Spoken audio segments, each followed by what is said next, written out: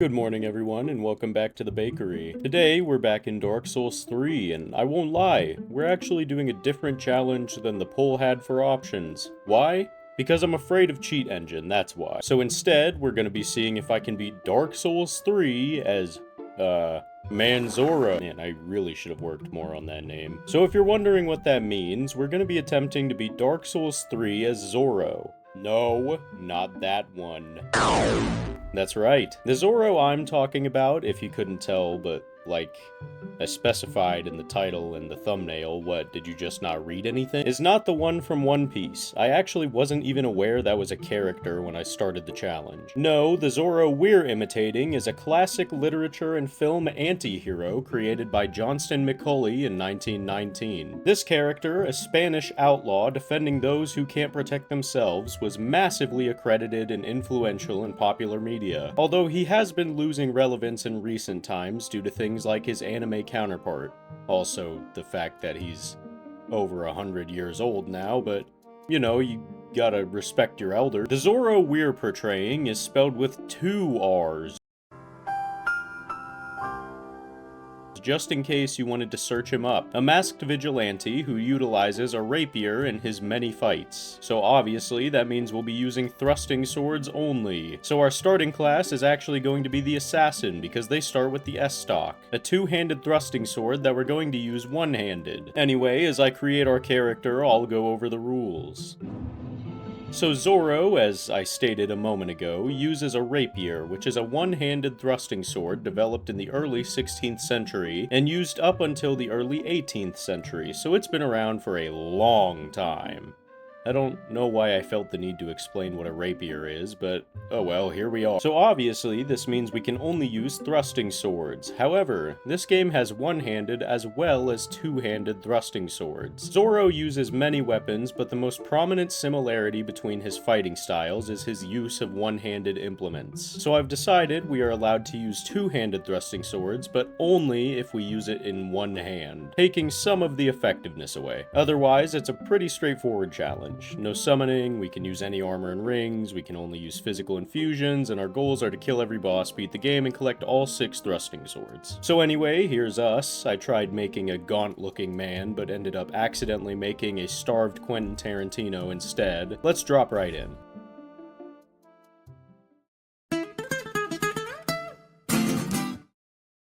Already, right off the bat, we've got some decent light roll fashion, and this weapon's attack speed is actually really nice. Just look at what it does to Gundyr.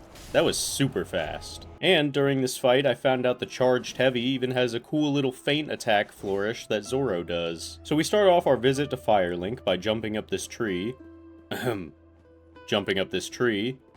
Sorry, it never usually takes this long. You know, performance issues affect 1 in every 3 men. And we grab an Estus shard and the Silver Serpent Ring before placing the coiled sword, leveling a little bit, and warping to the high wall of Lothric. I've played this game so many times that every time I do a challenge, it's pretty much just speedrunning the game. Down to the point that I already have most major item locations memorized. So we already grabbed the Estus shard, the Cell Key, freed Grey Rat, found the rapier, and for some reason this Winged Knight didn't spawn. I actually can't think of any negative things to say for this weapon so far. It's all around a really good weapon. Decent damage for being unupgraded and a one-handed two-hand weapon. It has great range. Super fast attack speed. Doesn't get caught on walls. All around a pretty solid pick. Although I will say, I think I remember reading somewhere that the S-stock is one of, if not the best thrusting sword in the game. So for Vort, we swap to the rapier to see how that goes. So we talk to an old lady and get some tattered cloths before facing Vort. Yeah, I mean, it's fine, I guess. It works. It's basically only like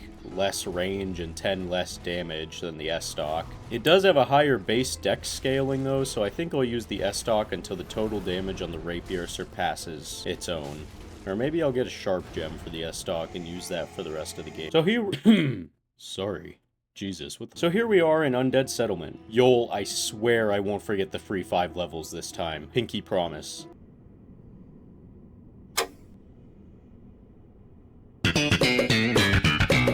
This burning tree is where I remembered weapon arts are in this game, and this one has this cool as hell super stab that I'm definitely going to be using.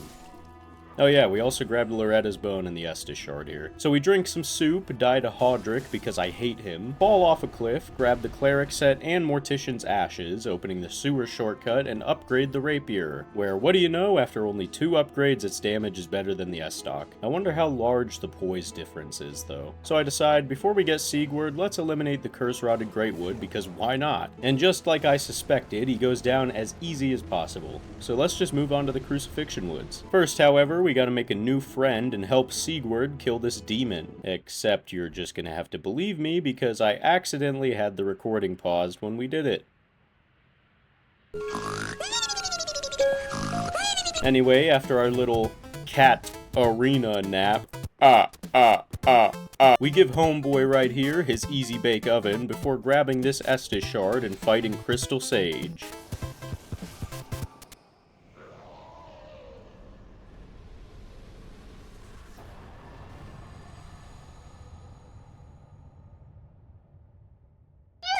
Out of that, we also get our next weapon, the Crystal Rapier. It's really bad. Some people consider it the worst boss weapon, period. I mean, I think the Candlestick is the worst because it completely removes your heavy attack, but we still gotta collect this rapier anyway, waste of souls or not. I actually wrote that part before running up to the Cleansing Chapel, and I kind of forgot I wrote that right after and came up here before doing that. So we made the rapier now, except I just lied to you a second time. How does it feel to be betrayed? And I actually did something I haven't done before, and I decided to run Ashes of Ariandel now. So when I realized our situation with the rapier by the time I reached the chapel, we make it, then we grabbed our 4th rapier, the Crow Quills, and faced the champion's Grave Tender. Nope, okay, never mind. So we open the Cathedral of the Deep and see a slug mound thing. Speaking of slugs, did you guys know slugs can have between 2,000 and 8,000 teeth? They use these teeth to shred their food the way a cheese grater does, as opposed to chewing like most animals. This fact only becomes more horrific after learning that some slugs are carnivorous and hunt bloodworms, in contrast to the leaves and lichens slugs usually eat. Additionally, the lemon slug is actually considered an indicator species, as it's only present in full-grown, far-mature woodland. Finally, only a small portion of slugs are actually nuisances. Typically, slugs are actually very vital to the ecosystem they inhabit, and help keep it running perfectly well. So next time you see one, thank a slug. As with the last video, in the description is a link to the World Wildlife Fund, so if you feel generous enough to donate, please do. Anyway, here we are at Rosaria's Fire. So after warping back to the Cleansing Chapel, we open the main door, find Patches. Where's Patches? Sigurd's not here either. Oh, we just had to reload the area. Anyway, and Patches still isn't here. Or here. What the hell is going on?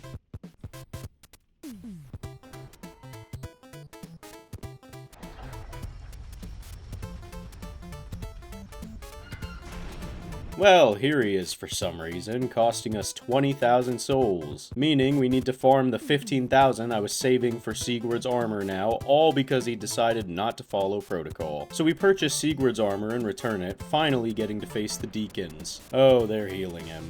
Oh.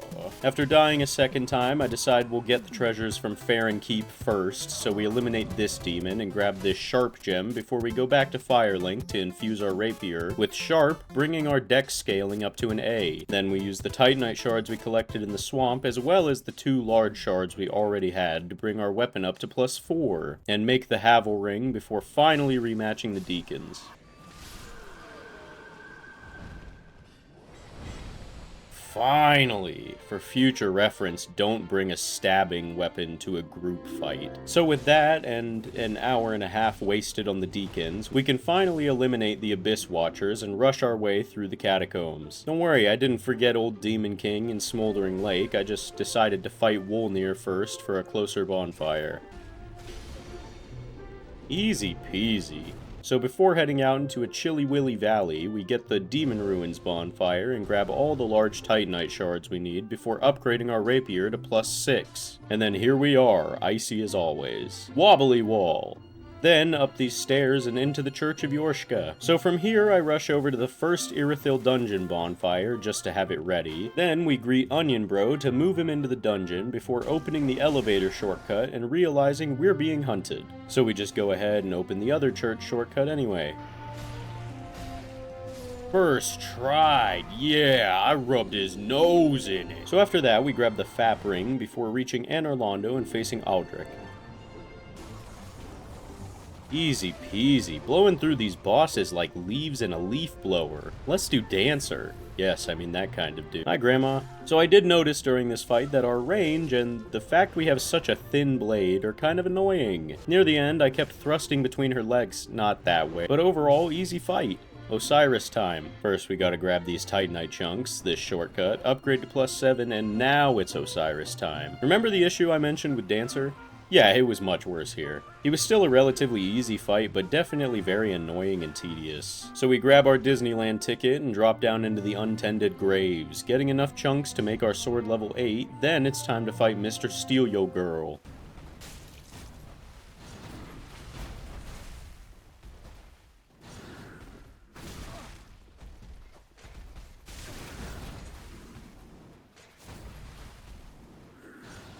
Ugh! Man, that was so close. The rapier's range was really being an issue there. Holy. He kept jumping back just barely out of range. So after grabbing the best item, we head back to Firelink to level up some more, and it's time for Irithyll Dungeon. After eliminating this mimic, we make sure to grab the cells to Keys Sigurd first. Then we open the elevator shortcut and sleep a little bit. Is what I would say if the game didn't crash. But we can't all have nice things now, can we? That's fine, at least I'm 2 bosses ahead of schedule anyway. So the next day, after finding out that despite crashing, the game still placed us in Archdragon Peak, we get to the Ancient Wyvern and show him just how effective gravity can be, through demonstration. Then application. Before being warped to the upper part of the temple. We start by eliminating this Drakeblood Knight because I crave his armor. Then we got this really cool attack on this Snake Man before making it to the Grand Belfry. Now, we could fight Nameless King, but we actually have a weapon we need to collect here first. There it is, Ricard, and Ricard's Rapier. Now, I don't actually know how good this thing is, never played with my stick like this before, but judging by that 20 dex requirement, it better be damn good. So we also grab the Dragon's Chaser's Ashes before heading back to Firelink and realizing I don't have enough large Titanite shards. Oh. Always forgetting the damn Easterner's ashes. Great job, Mancakes. Good going. Another sharp gem, too. Can't forget the sharp gem. So here we are. Well, that's a little disappointing. Ricard's Rapier is only like 10 damage better than ours, with both at +9. But our Rapier's critical stat is 130, while Ricard's is only 100. How unfortunate. Whatever, life moves on. Let's try out Nameless King. If I'm scared about anything during this fight, it's the fact that we have such low range. It'll probably make his little birdie suck. God damn! That was some crazy riposte damage. I wonder how Faram will go.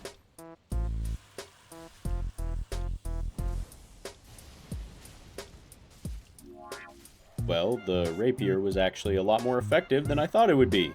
That was a super fun fight. The Rapier gets the Mancake seal of approval for the Nameless King fight. I wasn't even being careful like I normally am with the challenges. And I was, like, playing pretty aggressively and sloppy, and I still mopped the floor with him. So that means the only optional boss we have left is... Before leaving, though, I grabbed the Titanite slab from Havel to upgrade our Rapier. Then we grabbed the Drakeblood set and head down to the Profaned Capital because... Honestly, I kind of forgot about Yorm. So after freeing Onion Bro, we get another slab that I already knew about, but I wanted the final upgrade now. And we face Yorm, hand in hand, like frolicking through poppy fields. Down he goes. All we have left is Dragon Slayer armor and Lothric before it's time to do the DLC. Wow, that was actually really quick and easy. Which I certainly wasn't expecting. You know, on account of how he's made of rocks and we're using a glorified skewer. Anyway, it's time to make our way up through Lothric Castle for not only our last couple of bosses, but our final weapon as well. We have one more to collect that, online, I've seen people say is the best rapier in the game. Am I gonna use it then? No. I love mine, but we still gotta collect it. So after we run past these loving little lizards, we take this elevator down, and this is where I realized in my haste to get here, I forgot to raise the shortcut gate. Meaning, I need to run all the way around again, just to get where I'm trying to go. Let this be a lesson not to rush things, guys. Alright, made it. Now I'm just worried about what we actually have to do to get this rapier. If you haven't discovered by now, it's the Irithyll rapier, so I need to fight an Outrider Knight. Yay! Man, I hate those things. At least we got our final sword. You thought I was gonna say rapier again, didn't you? On to Dragon Slayer armor. This one I am actually worried about because I'm pretty sure he's incredibly strong against thrust damage. Never mind, I stand corrected. So we do the whole 2-minute library where I actually did something I think you guys will enjoy, but that's for a later time. It's a surprise. So we grab this Estus shard, put on the endgame fit, what we thinkin'. Doesn't look much like Zorro, but I'm working with what I got here. Then we're out into the Lothric and Lorien fight, who honestly were as easy as every other boss. I mean, what did you expect? They're always easy. So we place all the skulls and get access to the final boss in the base game. But wait, there's more. Can you guess what time it is? DLC time. That's right, it's DLC time. So as you guys know, I've actually already made headway halfway through the first DLC, so I just finished what I started, then we face the Champion's Gravetender. It's really disappointing how short this DLC is. I think this one is definitely the worst DLC of the trilogy. Even the bosses are just kind of boring. Whatever, anyway, it's time for Frida. It's Frida, Frida, gotta smack down sis Frida. Used to be hard, but now she's old and weak. And Frida, Frida, still get it up for Frida. Miyazaki, we all know why you do feet close up. Did you guys like the song? Well, there we go. That is legitimately the easiest time I've ever had with the Frida fight. I can already tell by this point in the game that the rapier is certainly going to earn the Mancake's seal of approval. But let's head into the Dreg Heap before we make any hasty decisions. So, we have a very disappointing death. Grab our extra large protection and face the twin demon princes. I hate this fight, and it was a little bit tough, but overall we completed it with 2 heals, and now it's time to experience Peak. Into the wall we go, and down these stairs into the obligatory Japanese developed game swamp. Before running past the coolest enemies in the game and heading up the Tower of Confusion. Not so confusing anymore. Midir, are you really throwing a tantrum in front of all these people like you're not an ancient dragon? Bad dragons get punished. Anyway, we grab the Chloranthy ring +3, then get deleted by Half-Light, of all people? Huh.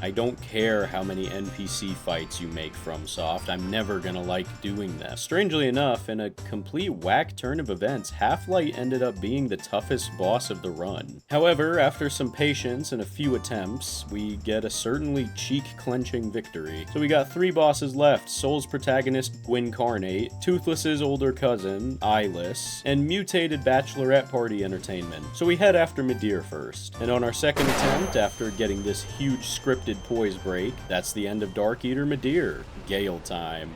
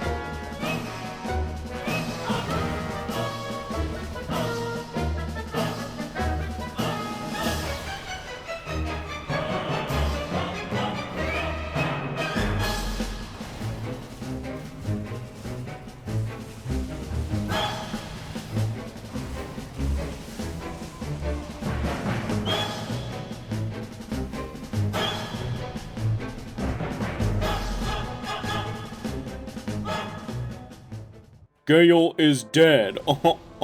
I repeat, Gale is dead. Guess we're at the end of the game, huh? What does that make us? Some kind of dark soul? So we head into the Soul of Cinder fight with our balls of steel. Let's get this bread. Soul of Cinder is dead. I repeat, Soul of Cinder is dead. This challenge was awesome. The rapier certainly gets the Mancake seal of approval. So much so that, I won't lie, this challenge has even given me a new appreciation and love for the rapier. I'm gonna have to start using it more often. Zorro fights for what's right and the greater good, so we're going to link the fire, but before that, let me give you guys a little bit of a teaser. A bit of what I did earlier that you guys will really enjoy. Do with this information what you will. So we linked the fire, having completed all 3 of our objectives, meaning we have successfully beaten Dark Souls 3 as Zorro. I have to reiterate just how insanely fun this challenge was.